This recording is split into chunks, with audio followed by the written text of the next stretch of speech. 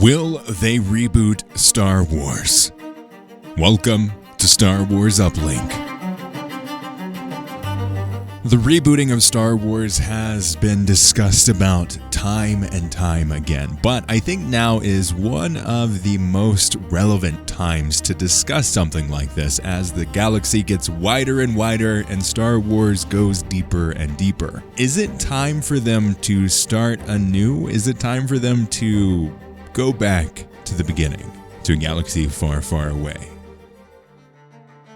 This is something I've been thinking a lot about recently. As we got Ahsoka, I feel like they are running up into the constraints of the current Star Wars galaxy. It feels like both Dave Filoni and Jon Favreau and just the whole Lucasfilm team when it comes to the TV shows are coming up to this blocking point. This, I don't want to say breaking point, but it's something along those lines where it feels like they're trying to condense things in as tight of a timeline as possible because they have limited time until the sequel trilogy begins. When asked how long the Mando timeline has been, it's been anywhere from 3 months to 6 months to 1 year, or if you talk to Dave Filoni, all in the span of one singular timeline year. And that's where I want to start, and I want to bring up a comment that I saw that really made me think about things in a very different way. And it starts with this: Ahsoka is an adult coloring book. Just white noise and people only like it or some aspects of it because y'all are actively filling in your own ideas and speculations, just doing the job for Dave. You want proof? Y'all said Baylan and Shin are interesting. Well, tell me what's so interesting about them besides the superficial Sith aesthetics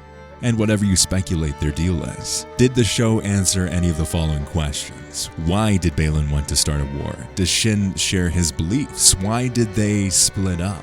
Why did they immediately stop working for Thrawn when they got to him if he was the sole reason they went on this journey? Seriously, them splitting up had no setup, nor emotions from either of them. No sadness, no heartfelt goodbyes, nothing, just like them. No characters with no character traits at all. Again, whatever you will try to justify it with will be coming from you making up your own headcanon and not what's in the show. Ever since I saw this comment, I have not been able to stop thinking about it. It's something that I feel like is so apt and so well put. Well, it might come from a negative reaction. I think this is the beginning of something much bigger. It's a question of, do they know what direction they're going in? Does this make sense for them to go in this direction? And does it make sense for them to go in this direction with these characters in this time frame? Does it make sense with the original characters and everything like that being digital recreations? Does it make sense to try to fulfill the idea of an heir to the Empire when they seem so afraid of recasting characters?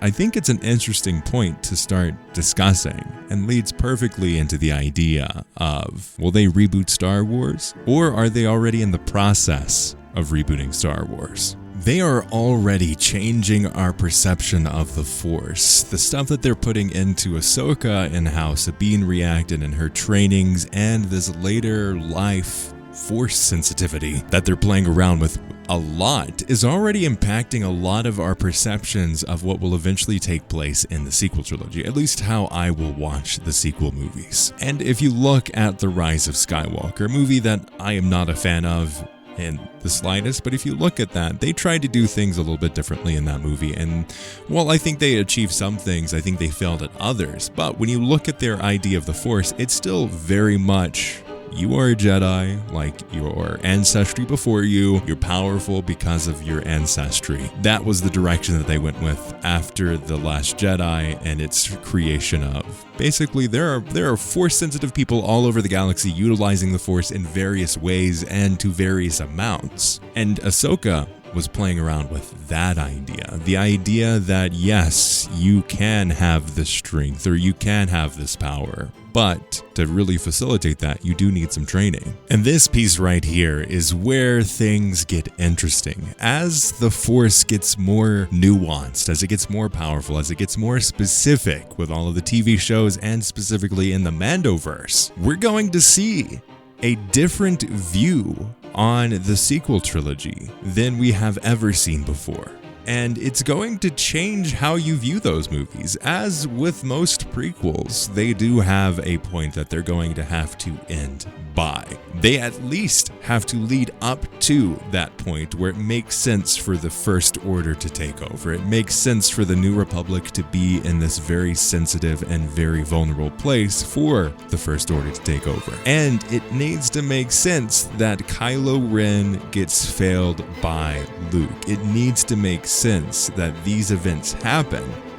And that's the biggest struggle with the Mandoverse right now. What they set up with the sequel trilogy is directly opposed to the direction that they seem to be going with the TV shows right now. Much like the various other universes in the entertainment industry right now, we're having a very difficult time moving into that next phase. If you look at Marvel, if you look at DC, and now if you look at Star Wars, there is a series of very troubled foundations for these movies. And more importantly, with the Star Wars movies, if you look at the sequel trilogy, there was no vision that this was going to be the way that they set things up. It's like, okay, we're going to go this amount of time into the future because that's how much time has followed since the original trilogy came out. Perfect. Okay, that's fine. It makes sense for the characters' ages in the universe. But what do we want to do with those characters? What do we want to do with the story? How do we want this to go into the future? How do we want to tie in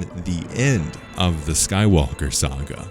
Well, we'll figure that out later, was mostly what we got. And there's great parts of The Force Awakens, there's great parts of The Last Jedi, there's great parts in some of The Rise of Skywalker, depending on how much you enjoy that movie. This is the space that we're in with Star Wars right now. And now you have things like the Mandoverse, which is this mini-universe within the Star Wars universe. It's going and expanding a lot of what we knew in Legends and taking bits and taking pieces and taking more than we've ever seen before into account with Legends content. And now it's looking to expand even greater, but that expansion does have an edge, and that expansion does have an end. And I think that's the fear. That's something that we're going to have to see going forward. So to answer the question, will they reboot Star Wars, or have they already? I don't think that they're going to reboot or wipe away the sequel trilogy, and I don't think they necessarily have to, and I definitely don't think that they will, even though that could help them in many of these aspects. I do think that they're subtly restructuring how they go about the Star Wars brand, how it looks like in the future. What does it look like for these characters? What does it look like for these different eras in the galaxy? And how can they tell stories moving forward? I think is going to be an interesting thing as we get closer and closer and they go even further into this direction. But let me know your thoughts in the comments below. I definitely would like to hear. Again, this video was sparked by a comment, so I do read them and I do take into account what you all say. It gets me thinking about what the future for Star Wars is. As always, check out our podcast, and may the Force be with you.